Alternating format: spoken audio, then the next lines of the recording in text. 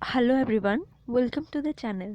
ਸੋ ਇਸ ਵੀਡੀਓ 'ਚ ਕਰਾਂਗੇ ਸੈਲ ਸਾਈਕਲ ਦੇ ਕੁਝ ਇੰਪੋਰਟੈਂਟ MCQs ਔਰ ਇਹਨਾਂ ਦੇ ਥਰੂ ਜਿਹੜਾ ਆਪਣਾ ਸੈਲ ਸਾਈਕਲ ਹੈ ਉਹਦੇ ਕਾਫੀ ਜਿਹੜੇ ਕਨਸੈਪਟ ਆ ਕਲੀਅਰ ਹੋ ਜਾਣਗੇ। ਸੋ ਹਰ ਇੱਕ ਵੀਡੀਓ ਦੇ ਵਿੱਚ ਇੱਦਾਂ ਹੀ ਇੱਕ ਟੌਪਿਕ ਦੇ MCQs ਕਰਾਂਗੇ। ਸੋ ਸਟਾਰਟ ਕਰਦੇ ਹਾਂ।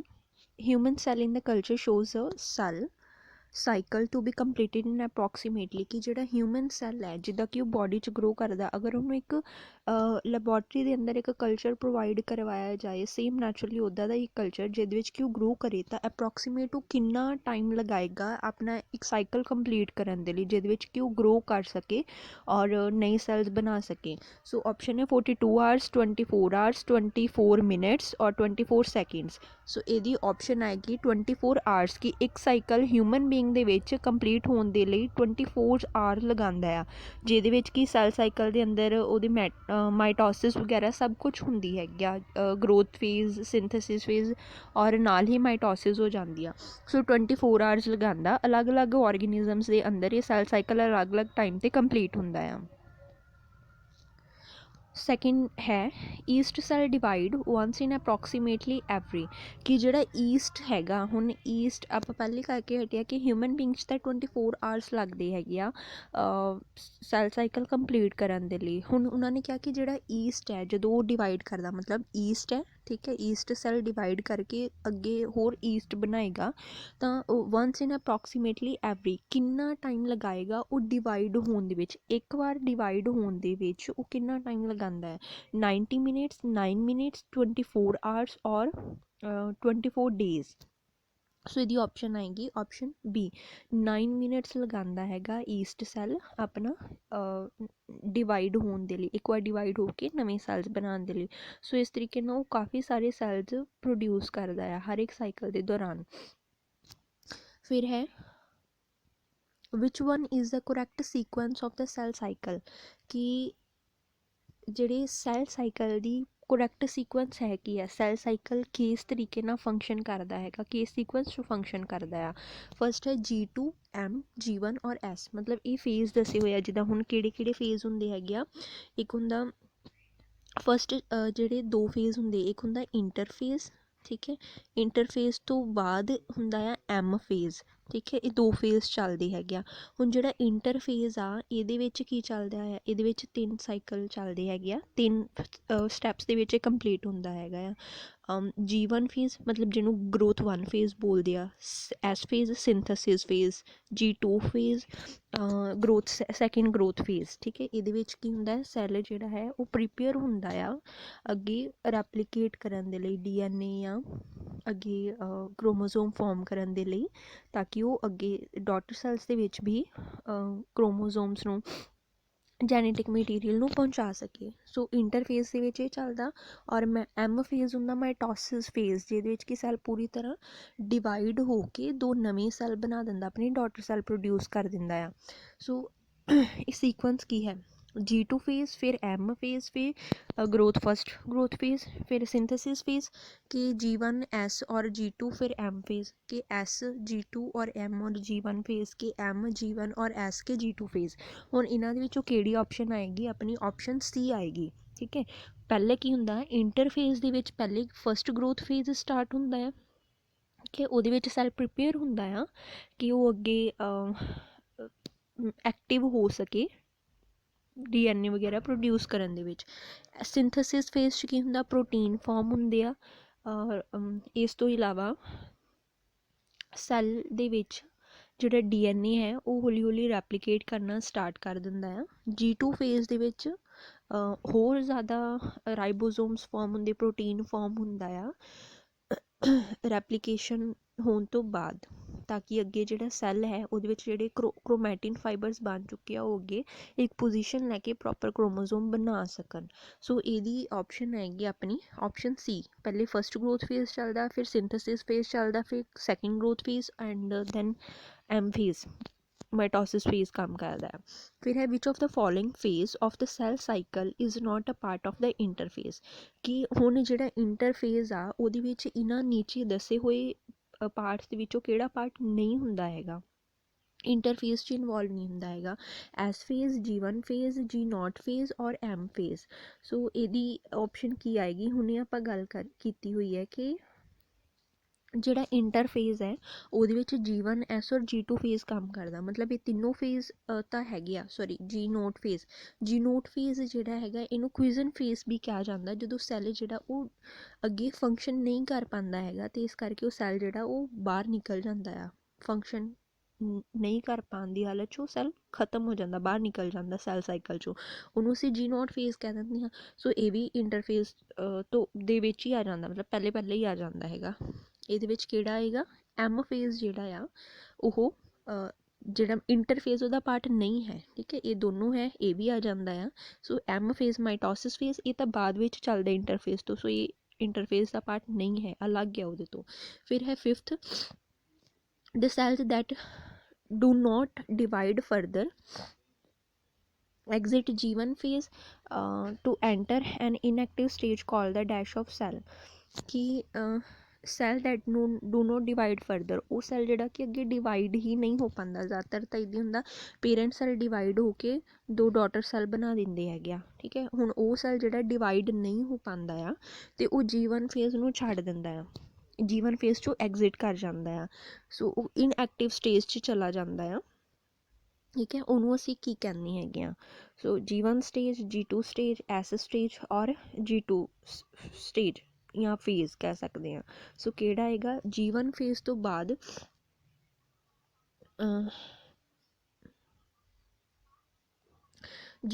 S ਫੇਜ਼ ਆਉਂਦਾ, ਫਿਰ G2 ਫੇਜ਼ ਆਉਂਦਾ, ਠੀਕ ਹੈ। ਹੁਣ G1 ਫੇਜ਼ 'ਚੋਂ ਨਿਕਲ ਗਿਆ ਅਤੇ ਕਿਹਦੇ ਵਿੱਚ ਜਾਏਗਾ?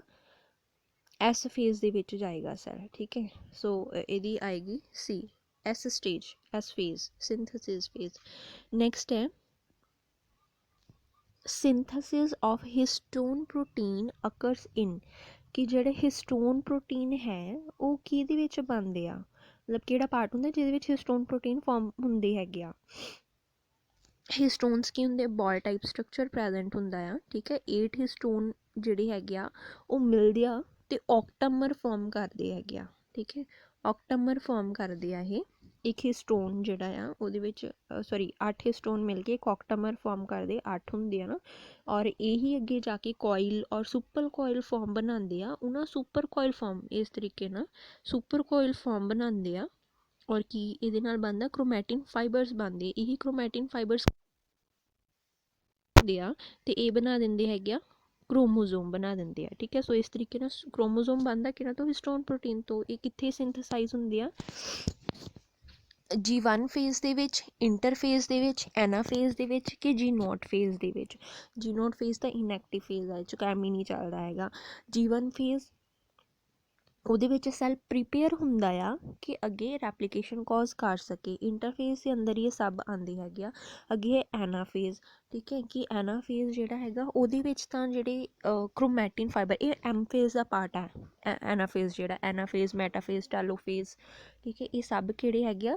ਇਹ M ਫੇਜ਼ ਦੇ, ਮਾਈਟੋਸਿਸ ਫੇਜ਼ ਦੇ ਪਾਰਟ ਆ। ਸੋ ਇਹਦੀ ਵੀ ਨਹੀਂ ਆਉਣੀ, G0 ਫੇਜ਼ ਵੀ ਨਹੀਂ ਆਉਣਾ। ਇੰਟਰਫੇਜ਼ ਦੇ ਵਿੱਚ ਤਾਂ ਇਹ ਸਭ ਹੁੰਦਾ ਆ। ਸੋ ਫਸਟ ਆਏਗਾ G1 ਫੇਜ਼, ਠੀਕ ਹੈ। G1 ਫੇਜ਼ ਦੇ ਵਿੱਚ ਹਿਸਟੋਨ ਪ੍ਰੋਟੀਨ ਬਣੇ ਹੋਣਗੇ ਤਾਂ ਹੀ ਤਾਂ ਇਹ ਅੱਗੇ ਜਾ ਕੇ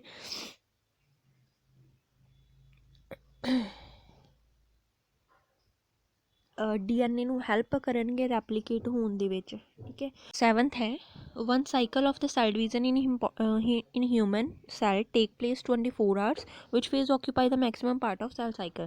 ਕਿ ਹਿਊਮਨ ਬੀਇੰਗ ਦੇ ਵਿੱਚ ਇੱਕ ਸਾਈਕਲ ਕੰਪਲੀਟ ਹੋਣ ਦੇ ਲਈ ਤਾਂ 24 hours ਲੈਂਦਾ ਹੈਗਾ, 24 ਘੰਟਿਆਂ ਦੇ ਵਿੱਚ ਇੱਕ ਸਾਈਕਲ ਕੰਪਲੀਟ ਹੋ ਕੇ ਨਵੇਂ ਡਾਟਰ ਸੈਲਸ ਬਣਦੇ ਆ।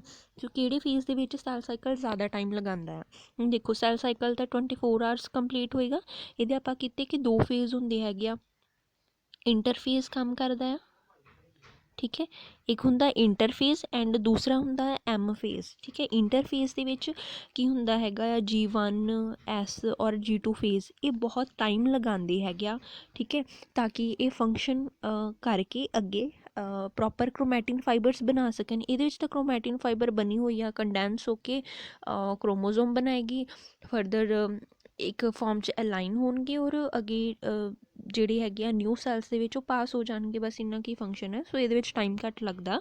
ਜਿਹੜਾ ਇੰਟਰਫੇਸ ਆ ਉਹ ਮੈਕਸੀਮਮ ਟਾਈਮ ਲੈਂਦਾ, 90% ਜਿਹੜਾ ਇਹਦੇ ਵਿੱਚ ਟਾਈਮ ਲੱਗਦਾ ਹੈਗਾ, ਜ਼ਿਆਦਾ ਟਾਈਮ, ਠੀਕ ਹੈ। ਸੋ ਮਾਈਟੋਸਿਸ ਫੇਜ਼ ਆਏਗਾ, ਮਾਇਓਟਿਕ ਫੇਜ਼ ਆਏਗਾ, ਇੰਟਰਫੇਸ ਕੇ ਸਾਈਟੋਕਾਈਨੇਸਿਸ। ਦੇਖੋ ਮਾਈਟੋਟਿਕ ਫੇਜ਼ ਜਿਹੜਾ ਮਾਈਟੋਸਿਸ ਦਾ ਆ, ਠੀਕ ਹੈ।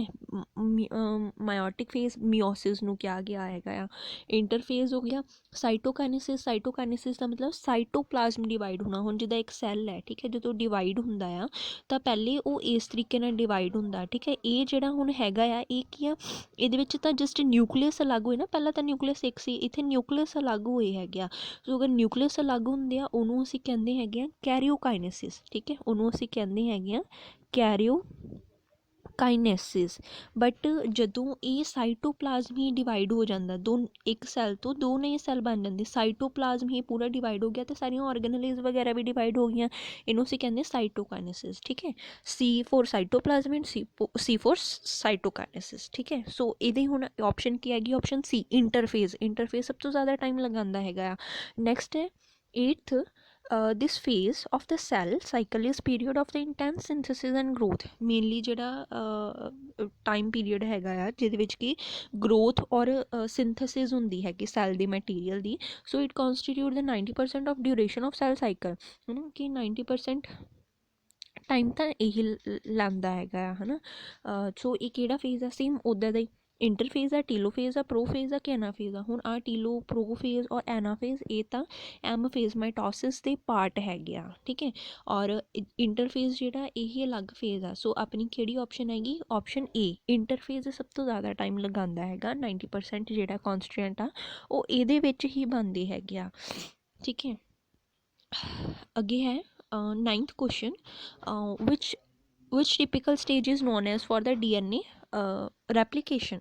ਕਿ DNA replication ਦੇ ਲਈ ਕਿਹੜੀ ਟਿਪੀਕਲ ਸਟੇਜ ਆ, ਕਿਹੜੀ ਸਟੇਜ ਦੇ ਵਿੱਚ, ਕਿਹੜੇ ਫੇਜ਼ ਦੇ ਵਿੱਚ ਜਿਹੜਾ DNA ਰੈਪਲੀਕੇਟ ਹੁੰਦਾ। ਹੁਣ DNA ਰੈਪਲੀਕੇਟ ਕਰਨਾ ਮਤਲਬ DNA ਆਪਣੀਆਂ ਕਾਪੀਜ਼ ਬਣਾਉਂਦਾ ਆ। ਹੁਣ ਇੱਕ DNA ਹੈ, ਠੀਕ ਹੈ, ਅਗਰ ਇਹ DNA ਜਿਹੜਾ ਆਪਣੇ ਦੋਨੋਂ ਸਟੈਂਡਸ ਤੋਂ ਅਲੱਗ ਹੋ ਜਾਏ, ਇੱਕ ਸਟੈਂਡ ਅਲੱਗ, ਇੱਕ ਸਟੈਂਡ ਅਲੱਗ ਹੋ ਜਾਏ ਇਸ ਤਰੀਕੇ ਨਾਲ, ਸੋ ਇਹ ਅਲੱਗ ਹੋਣਗੇ ਤਾਂ ਇਹ 2 DNA ਬਣਾ ਦੇਣਗੇ ਇਸ ਤਰੀਕੇ ਨਾਲ, ਠੀਕ ਹੈ। 2 DNA ਬਣ ਗਏ, ਇਹਨੂੰ ਅਸੀਂ ਬੋਲਦੇ DNA ਰੈਪਲੀਕੇਸ਼ਨ। DNA ਆਪਣੀਆਂ ਕਾਪੀਜ਼ ਬਣਾ ਰਿਹਾ ਹੈਗਾ, ਠੀਕ ਹੈ।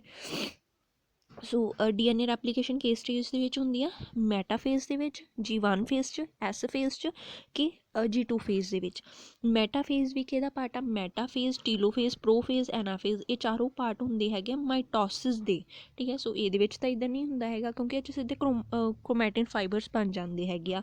ਸੋ ਫਿਰ ਹੈ G1 ਫੇਜ਼, ਠੀਕ ਹੈ, ਐਸ ਫੇਜ਼ ਔਰ G2 ਫੇਜ਼। ਇਹ ਤਾਂ ਤਿੰਨੋਂ ਇੰਟਰਫੇਜ਼ ਸੀ, ਇਹਨਾਂ ਦੇ ਵਿੱਚ ਕਿਹੜਾ ਫੇਜ਼ ਹੁਣ ਆਏਗਾ।